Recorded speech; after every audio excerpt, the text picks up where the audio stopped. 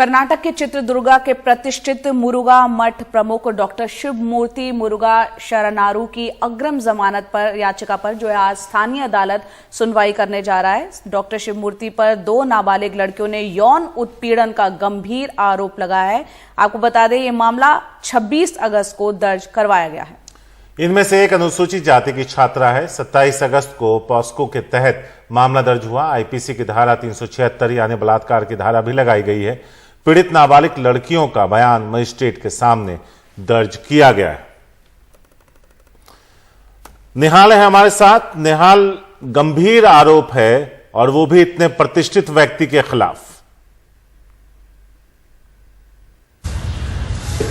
बिल्कुल, जब मैंने कुछ पुलिस अधिकारियों से पूछा कि इसमें क्या कार्रवाई हो सकती है तो पुलिस अधिकारियों का यह कहना था कि मामला किसी से भी जुड़ा हो, चाहे वो पॉक्सो एक्ट हो या कोई दूसरी धारा लगी हुई हो, इन्वेस्टिगेटिंग ऑफिसर जो होता है उसका सेटिस्फाई होना, उसका संतुष्ट होना ज़रूरी है कि जो आरोप लगाए गए हैं वो सही है और उसके बाद ही कार्रवाई होती है। क्योंकि हम ये जानना चाहते थे कि जब पॉक्सो जैसे गंभीर एक्ट लगे हुए हैं तो क्यों स्वामी जी के खिलाफ अब तक कार्रवाई नहीं हुई है, क्यों उनसे पूछताछ नहीं की गई है।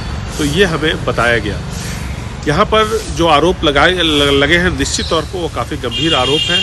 अब थोड़ी देर बाद जब एक चित्रदुर्गा की स्थानीय अदालत में इस पर सुनवाई होगी उनकी अग्रिम जमानत याचिका पर, उसके बाद देखना है कि अदालत का क्या रुख होता है और उसी पर शायद पुलिस ये तय करेगी कि आगे क्या कार्रवाई करनी है। मुरुगा मठ 12वीं सदी का मठ है।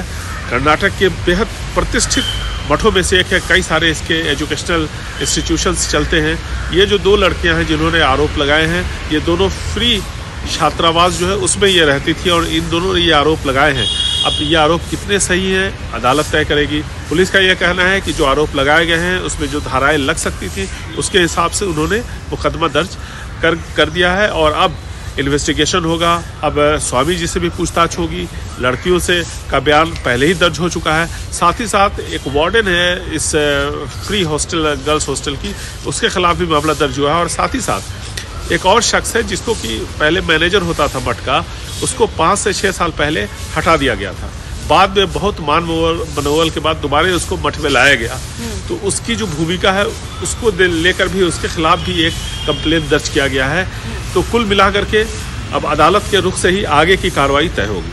अदालत के रुख से आगे की कार्रवाई तय होगी और पीड़ित नाबालिग लड़कियों ने अपना मजिस्ट्रेट के सामने बयान दर्ज कराया है। देखते हैं इसमें केस में क्या कुछ निकल कर आता है। बहुत बहुत शुक्रिया निहाल पूरी जानकारी के लिए आपका।